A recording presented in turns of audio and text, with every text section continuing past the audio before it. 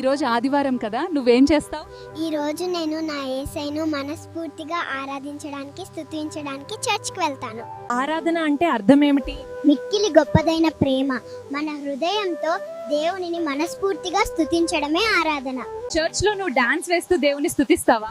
లేదు, దేవుడు కోరుకునేది మన హృదయం, మన నాట్యం కాదు. హృదయంతో ఆయన స్తుతిస్తే చాలు. చర్చ్ లో నువ్వు డాన్స్ వేస్తూ దేవుని స్తుతిస్తావా? లేదు, దేవుడు కోరుకునేది మన హృదయం, మన నాట్యం కాదు. హృదయంతో ఆయనను స్తుతిస్తే చాలు. ఈ రోజు ఆదివారం కదా, నువ్వేం చేస్తావు? ఈ రోజు నేను నా యేసయ్యను మనస్ఫూర్తిగా ఆరాధించడానికి, స్తుతించడానికి చర్చ్‌కి వెళ్తాను. ఆరాధన అంటే అర్థం ఏమిటి? మిక్కిలి గొప్పదైన ప్రేమ.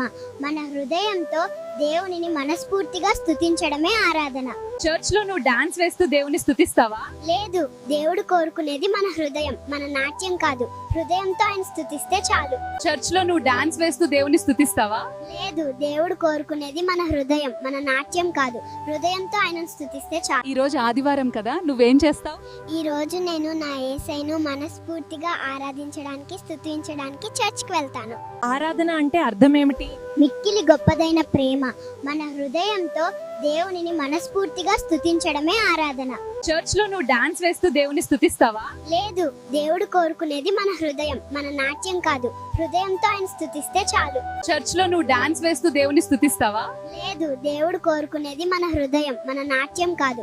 హృదయంతో ఆయనను స్తుతిస్తే చాలు.